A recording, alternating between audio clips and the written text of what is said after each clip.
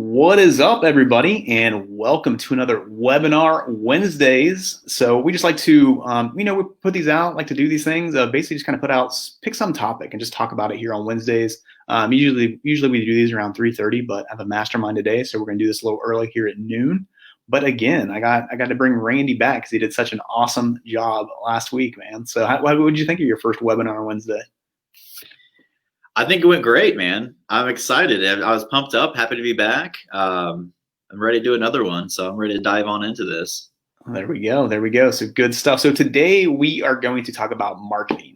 So last week we kind of talked about buyers list, buyers criteria, kind of putting all that stuff together. And today we're going to kind of focus on marketing. So kind of what happens, kind of some tips on how you can market, some things to be careful of, probably talk about, so I'm sure some mistakes that we've made in the past or we've seen people make in the past will pop up today and stuff as well. Let's just kind of dive into this. I think the biggest thing when it comes to marketing wholesale deal, marketing a property is basically kind of doing some of this work on the front end of knowing before you get it under contract, what you're going to market it at. Of, hey, in this area, I can sell this property for this price or whatever it may be. I think it's the biggest thing. So I think one of the things that, and we'll kind of talk about today, kind of the best way to kind of go about that and do that.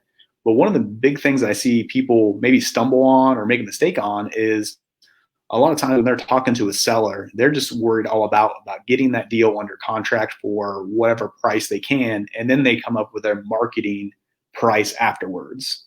You know, if they're haggling back and forth or negotiating with the seller and they end up at $75,000, they're like, okay, I got under contract for $75,000. That means I can put it out for $95,000 or $100,000, or some people will put it out for like $150 or something like that. That's a whole other webinar, I think. But you need to know kind of what you're able to market that property at before you even get it under contract. That's the biggest thing, and that's how we run our numbers of like, hey, you know, I used to work in Randy's position before he was the dispo guy doing the sales stuff. And that's kind of, one of our strengths, basically being like, hey, in this neighborhood, we know we can sell this, 3-bedroom, 1-bath property for $65,000. That means on the acquisition side, we need to be somewhere around like maybe 45, 50, something like that to be able to get hopefully a $10,000 spread or, $12,000, something like that. Mm-hmm. So knowing that and kind of working it backwards, I think is super important. So Randy, I know all the time, what are some tips that you have for that, I guess, on just for people on when they are looking at a property, kind of knowing, maybe educating, how can they educate themselves on the different areas and how, like, knowing the different price points and stuff like that they're able to sell a property at? Yeah. So some free resources to kind of see what homes are selling for in the area. Obviously, you can go to realtor.com.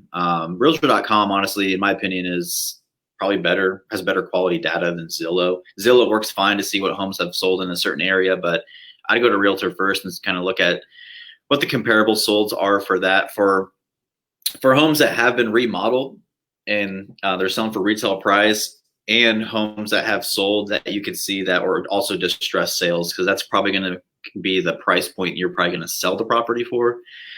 But I think like one of the biggest mistakes that people will have is, first, kind of like what you said, whatever the seller tells you what they want for a property, I mean, it's probably not the best price for you to get that under contract for. It's rare that they ever tell you the first time where it actually works out, where someone says, hey, I want $15,000 for my house. And in your head, you're like, shoot, I was about to offer you 20. So this is awesome. So, but that's very rare. It does happen, but not all the time. But you want to make sure you get that price, the property at a price that will allow you to make money when you sell. Another mistake people will make is they'll get the property under contract for what an investor would pay for it. Now, if you're going to buy that property for yourself as the investor, you probably get a good deal. But if you get a price where your investor would pay, and then you want to mark up another 10, it's probably not going to be a good wholesale deal for someone, and no one's probably going to bite on that. So knowing the area, looking at the comps, and then working backwards. So once you look at the comparables, take out your repair costs, get your price that your investor is going to pay, then take out your fee. You just got to always remember that last step, then take out your fee, and that's the price that you probably want to lock that property up for, and then you'll have a good wholesale deal. Right. So what are some, I like that. That's really good advice and things that people sometimes tend to forget and stuff like that. So if your investors, for example, if your investors want to be at 70%, buy at 70%, you need to be at, 65%, 60% to get under contract for, so you can have your margin in there and stuff. Really good. So when it comes to, pricing properties and things like that, Randy, so getting that marketing price, what are some tips that you have on that of, there is a system to it, and looking at, data that you have like on realtor.com, or if you have access to the MLS, looking at like what properties are selling for is kind of the main thing. But it's not just as simple as like, oh, I got this under contract for 60, so I'm going to put it out for 75 or anything like that. So what are some maybe just quick little tips you have for people on what they're doing with that, of like really to kind of figure out what that price, I guess, being competitive with it, but then also making it sure that they don't overshoot it, I guess. Yeah. One simple way, it's really easy for anyone to do, is just take your comparable properties, the ones that have been renovated, the ones that are fully rehabbed.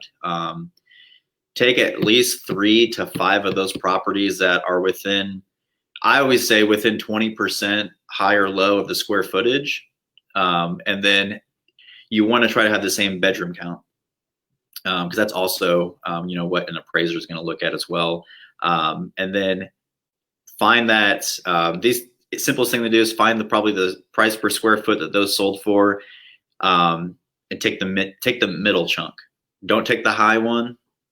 Don't necessarily take the low one, but take the middle chunk to say, okay, this is probably a conservative ARV for this real quick. There's other stuff you can do to dive into it, but if you're using Zillow and Realtor and you can't get to the MLS, that's probably the best you're probably going to have to see like the ARV of a property. Don't necessarily take this estimate or any type of online estimate tool as a solid ARV for that, because it's not the case. They're kind of pulling data differently. So 3 to 5 within a quarter mile that are like within 20% of your same square footage and bedroom count. Get that price per square foot on average and determine that as your probable ARV, plus or minus. No, awesome. Good stuff. So let's, that's really good too. I like how you said, like, kind of, I always take out like the high and the low, just like treat them as outliers, even like how close they are. Like just get rid of the high number, get rid of the low numbers, and kind of take a middle chunk. Is really important. And I think it's good. This, we get into some of the marketing stuff. I think it's important too. Don't always put that highest, property on there for your investors to basically like, oh yeah, this property you can sell for $400,000 because one did like last January or something. So. Yeah, and then some of these neighborhoods too, people are pulling comps for, home that was built in 1945, and they're competent with new construction, because some of these neighborhoods have new construction going on and some of these vacant lots. You can't do that. It's completely different. Unless you're going to sell that deal to someone who's going to tear that house down and say, hey, this is what you can build. You can't use a new construction, comparable for a property that someone's just going to renovate as is, and then, kind of use the existing structure. Yeah, definitely. And then just, one of the things to throw in there too was you're talking about like kind of the numbers and the comps of looking at it too, of kind of understanding the difference of like, oh, this being across from across the river or across a creek or across a busy intersection, things like that. Those comps don't necessarily work. Make sure you kind of stay within that same vicinity, that same area. Mm-hmm. That's really important. So let's kind of get into more of this marketing thing then of taking a property, and let's start with really what buyers want to see from kind of what you have to offer, what you're available to offer for them. So let's talk about some things like, pictures, videos, of things like that basically marketing stuff that you can put out there for them. I think one of the biggest things is, have some kind of format, whether you're using Google Photos or Dropbox or whatever it may be, to put those pictures into, I think is really key. Just because, if you have, people, I'm looking at properties all the time from wholesalers that they're sending them over to us and stuff like that. And I appreciate it no matter how they send it to me, but the ones that you just have like all, it's just an email chain of all the pictures all on one line, like that's tough to look at. That's tough to compare, like kind of, oh, I have to scroll back up to see this photo or whatever. But having a link or having an access point where people can go and look at a specific picture or look at it that way, I think that's really helpful. Making sure that you have clear pictures, some decent pictures, things like that. If you have a wide, just the wide, down all the ways instead of up and down. Those little things that some people, you're not going to hear about or know to do, but it does make a difference. I think one of them too is just that take it like I tell my acquisition guys, like, you can never have enough pictures. Like, you're never going to hear from me of like, hey, Ronnie, you're taking too many pictures for this property. Like, the more pictures, the better. Yeah. I think it's great. I know a lot of the wholesalers that we work with that we're buying deals from. They usually have 50 or 60 pictures, which helps out a ton. That allows us to not necessarily have to go do a walkthrough because we have everything that we need to see those properties and stuff. So I think that's really important. If you have a 3-bed, 1-bath house, it's going to need more than 14 pictures to tell the story of what's going on there. Yeah. And sometimes that's tricky because you're doing a walkthrough and you're trying to talk, you're trying to build rapport, you're talking to the sellers, you're doing it and things like that. But it's kind of an art to be able to have that conversation, be able to take those pictures and have that conversation. But just taking as many as you can, 2 or 3 of every room, walking into each room and kind of getting different angles. That kind of goes a long way. So I know, Randy, when you're working with buyers and things like that, so we're talking about the pictures or even a walkthrough video. This is actually, I'll kind of backtrack here a little bit. I actually prefer pictures over a walkthrough video. If you can do both, that's great. But if I had a preference of, hey, would you prefer pictures or walkthrough? I always prefer pictures because a walkthrough video, I have to watch the whole thing to get the whole story. I have to click and send things like that. But in pictures, I can scroll through and just kind of look at what I need to and do it a little quick or kind of quickly and stuff like that. So that's something to keep in mind. But when you're talking, so we have pictures, you have videos. What are some other things that pop up that buyers enjoy, like to see, that they kind of gives them the picture of what's going on with the property? Yeah, the more facts you can provide, the better. So when I say that, like, you'll have your photos and your video, like you said, but if you can take a snapshot of the property tax card online, it's going to show you the square footage, what it's zoned for, anything going on as far as characteristics of the property is going to be there. Year built will be in there, where they can verify all that information. So facts, not anything that someone can kind of just judge on. When you want to give out repair costs, just be careful doing that. I mean, don't say this property is going to take $50,000 in rehab. I would not ever word it like that. I would say, based on my walkthrough, this probably could be in the ballpark of 50,000, give or take, depending on what you do with the property and who you work with, because every contractor is different.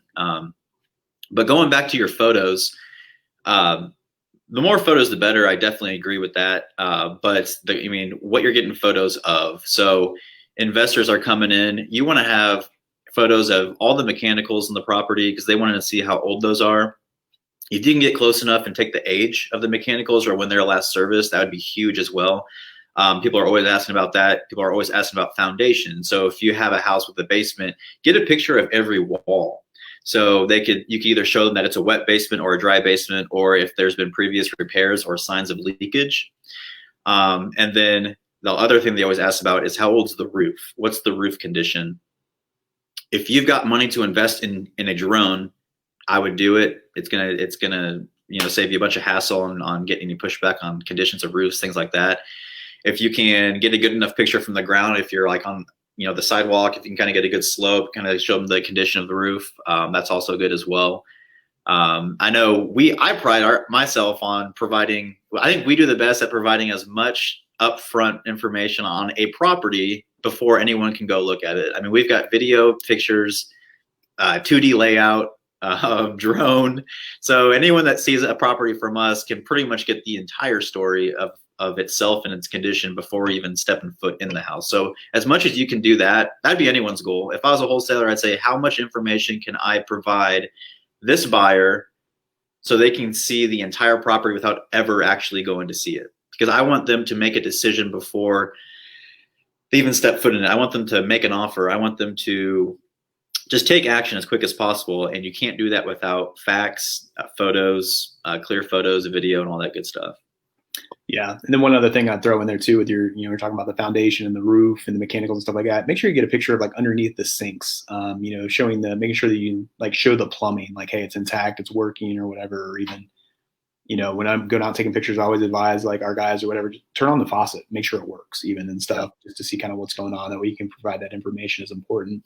So I think one of the things too of kind of putting, so, to kind of taking that and putting it all together, let's talk a little bit about, so how do you market that? How do we go about that and things of, you want to have some kind of a format that you can basically make things look pretty, make things look nice. It doesn't have to be super professional, super nice, but you're just like your kind of your reputation comes along with proceed you with wholesaling or whatever you're doing, kind of how you put yourself out there too when it comes to branding or just how you make things nice and neat and look. It goes a long way. It helps people out. You want to make things easy.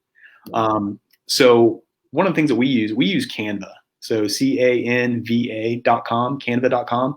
It's free. It's super user friendly. And it's an easy way to create promos, create presentations, put links in. Any of that stuff is fine. You can use that one. You can find your own. There's a bunch of different resources out there.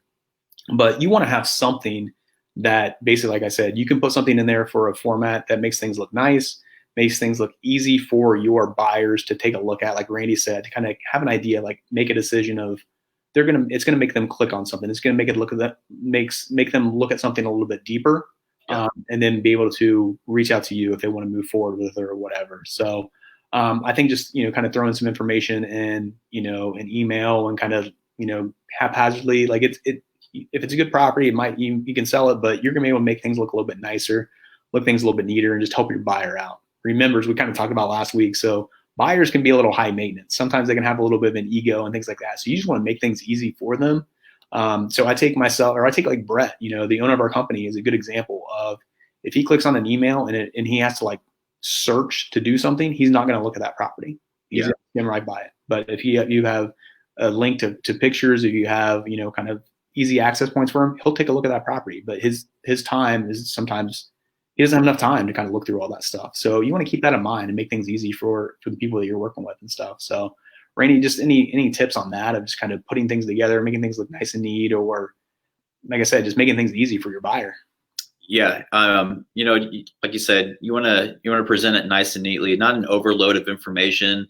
So typically the best way, I guess the old tried and true way, is to email blast all your deals to your buyers list as you get them.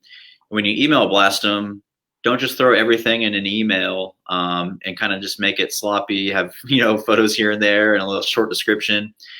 Get something that's templated. So like you said, we use Canva. There's other free things you can find online to make a simple template where you've got the address of the property, at least a photo of the front. One or two photos on that template would be completely fine. And then just a little snapshot of the basics. Hey, 1,000 square feet, 2 bedrooms, 1 bath, built in whatever year. Here's the asking price. And then you have a link. Make it known. It'll have a link for more photos, and it just goes to like a Google folder or a Dropbox.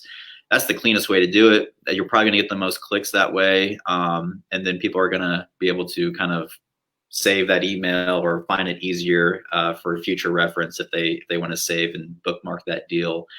And as far as email blast goes, you can use, I think we're good examples. There's not one best way to do it. We've tried many ways. We've used GMass, we've used Podio with the Podio tool, the email blast. A lot of people use MailChimp, but there's plenty of different ways. Just pick one that is going to send them out and people are going to see it. That's the thing. You don't want it going to your spam folder or anything like that. But yeah, just pick a good email blast. And then as far as posting properties on Facebook to market those, treat it kind of the same way as your email. Real quick, Randy, before you get into, let's get to that here in a second. I do want to jump the gun here. What's that? Am I jumping the gun? No, you're good. You're good. I just want to talk on with the email blast just a little bit more. I'm just going to go a little bit more in depth with that, because we've honestly done a little bit of everything, and I think a lot of times we got sucked into of making sure when we're checking our open rates and seeing kind of what's happening, and we're looking at all that stuff. It's really easy to, I guess, kind of just get a vicious cycle of like, oh man, they're not opening this. We need to change it up. We need to do this. when it comes down to it, as long as it's getting delivered, people are either going to open it or they're not. If they don't open it so long, eventually it's just going to go to spam. So we've done, MailChimp, we've done Mailgun, we've done it through Podio, we've done it through GMass. I feel like GMass had like the best open rate or the best deliverability rate out of any of them, but you can only send so many a day that with GMass. So we were kind of limited there. I mean, you can only send so many. So that was tough. Then we tried to go to MailChimp, but after a while, things are just going to go to, everybody's spam folder. So, I mean, I get properties from people that use MailChimp or Mailgun every day that even though I know them, we work with them, things like that, it goes to my spam folder. So just kind of being careful of that. I want to get too overwhelmed with like, hey, what's actually getting delivered to the inbox versus spam rate, things like that. As long as you're putting out your properties and people know that you're sending properties, they're going to open them or they're not. And people that aren't opening, they're probably not going. You're not going to sell them properties anyway. So just it's a rabbit hole a little bit, I guess, when I say that. So make sure they are getting delivered. They're going out there. You're sending them. People are getting them, but don't get too overwhelmed if people are like, hey, it's going to my spam folder. I think eventually, like, if they're not going to open it right away, it's going to end up in the spam folder and stuff. So hope that makes sense a little bit, but we made the mistake of like kind of changing things up too often because we were too worried about that. But just looking at like have a system, make sure, it comes down to what we talked about last week of checking in with your buyers every now and then to make sure like, hey, are you getting my emails? Are you getting this? Or, oh, you're not getting them? Check your spam folder, make sure you mark it, make sure it's going to your inbox. Those are the conversations you need to have if you're having a problem with things going to spam. So just be careful of that. One little, you're probably not a fan of this little trick because you're a little bit more of a perfectionist than I am.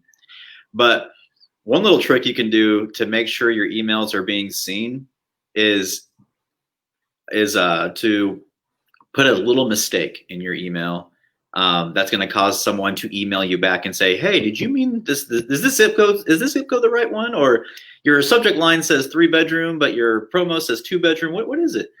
Dude, that stuff works all the time. And I honestly, I've done that before, Brian, and I know it probably drives you nuts if you see an error in an email, but it allows people to honestly reply and you're like, okay, people are getting my email and now I'm having a conversation to them about this property. So maybe they're not interested. Maybe they just like to call people out on little mistakes, but every time I've done it, I've probably gotten at least 5 people I have never heard from that ask me a question. Hey, is that zip code right? Because it's pulling up different on my map. I'm like, wonderful. Let's talk about this property now.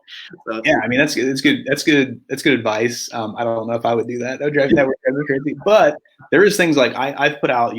I put out just different information things. So I might send a newsletter or an article that I saw or something like that that could be beneficial. But people are like, hey, take me out, because they just take me off your list. If you're going to send stuff like it, they're not really interested in my properties. So doing little things like that can definitely help out as well.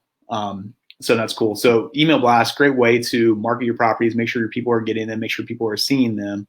But now I'm like really like, I think one of the main things, one of the key things, we're like living in the golden age of Facebook and how important Facebook groups are and like being able to market properties, put out properties that way and stuff. So it's awesome to be able to do that. And it's kind of one of those things of, so Randy, you took over like kind of January of 2019 for me on the dispo side. And it was like kind of towards the end of 2018 that I was like starting to do it a little bit, but man, I feel like I was like, man, I wish I would have been able to just put out properties that way a little bit more. It would have been a little bit easier to sell them and stuff, but it's a great way to put out properties.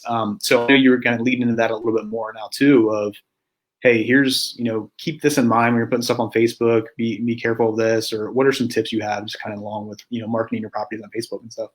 Yeah. So basically what I was getting at was, it's posting on Facebook is basically the same as email. You want to just provide some factual information where people can make a decision if it's a deal that they want to get more information on. I wouldn't put everything on there.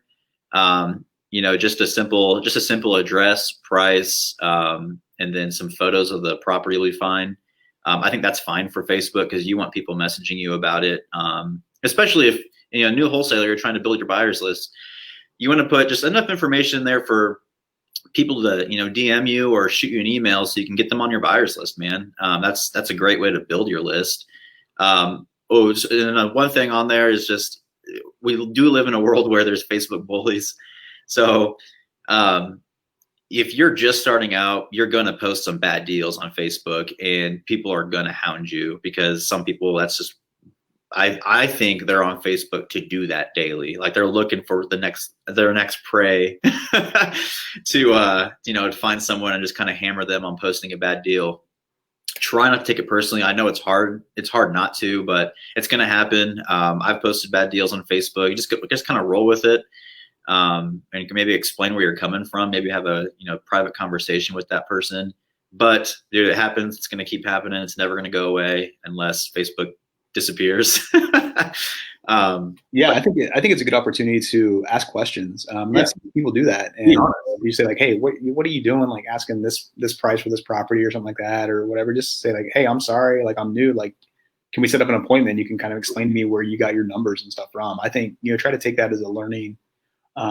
Take advantage of that learning tool, or I guess opportunity to be able to do that. But then there are people too that are just gonna blast you and things like that. So I posted a property on there, like it was like a month ago. I posted a property, and like, I don't know, somebody was just blasting me about it, making fun of me, and then I sold it like 2 hours later at asking basically and stuff. Yeah. So, yeah. I mean, everyone's gonna have an opinion. Not everyone's gonna like the deal, but you just need to find that one buyer who does like your deal. But yeah, the big thing for Facebook is just make sure there's photos and an address there, a full address. Don't just put, a zip code or not a full address, because that will just drive people nuts. If you've got the property under contract, put the full address. If you don't, people might see you as a daisy chainer, and that's what you don't want. That's my perspective when I see something like that. If no one's posting the address, then that might be someone else's deal. If that's wrong, it's too bad. It's just how I feel. So just post the address. That's the truth of it with, all this stuff, and making sure that it comes down to just doing things the right way. If you're, if it is your deal and you can put it out there, you don't have to worry about people stealing or anything. You have the contract on it. You have the rights to that property. That's the way things are. But if it's not your deal and you're taking somebody else's, you probably aren't, that's not really a legit way to do it. And you need to be worried about somebody stealing the deal, because it's not your deal anyway. You're stealing it from somebody else. Yeah. But unfortunately, I would say that, kind of you saying like you don't necessarily take them serious or anything like that.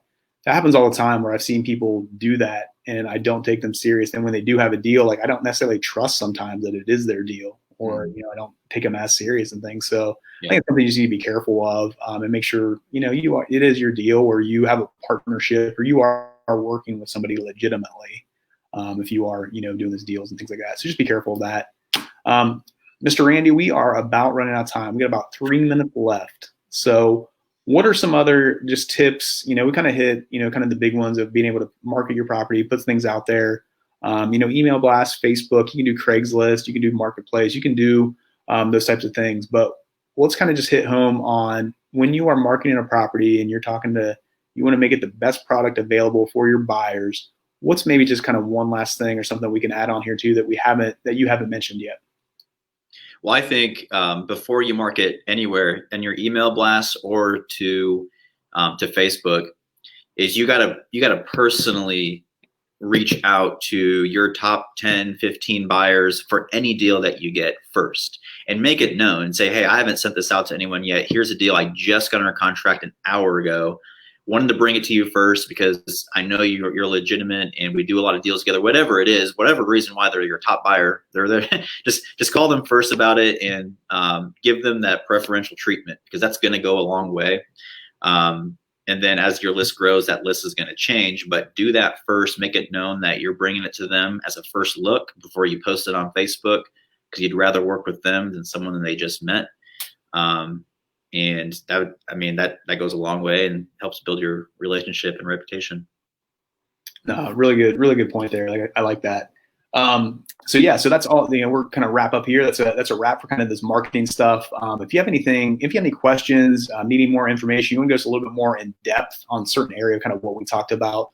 We just kind of did an overview of this stuff today. Definitely reach out to me at brian@simplesamline.com and let me know if you have any. Like I said, questions, or like, hey, can you guys go more in depth on this? We do more webinar Wednesdays throughout the rest of this year and stuff. Definitely hit me up or reach out to me on Facebook, of course. And then I would say also next week, tune in we have our June meetup. It'll be another virtual event. We will do it right here through StreamYard and Facebook and in the Wholesaling Made Simple Facebook group. It will be at 6 o'clock next Wednesday. And what we're going to talk about next Wednesday is how to use virtual assistants to really help your wholesale business. So we've kind of made that turn of like, oh man, it's a game changer. It was a game changer for us 2 years ago when we started doing it, and now it's even more of a game changer when we really realize how to utilize them and how to make them, really help out our business, stuff like that. So definitely one that you'll want to tune into next Wednesday at 6 o'clock. So we want to have a webinar Wednesday. So we're going to go live for a virtual event. Hopefully it'll be our last virtual meetup as well. Hopefully in July we'll be back in person for that one and stuff. So, but stay tuned for that. And with that, we're going to sign off here for this webinar Wednesday. So thanks a lot, guys. Take care. See ya.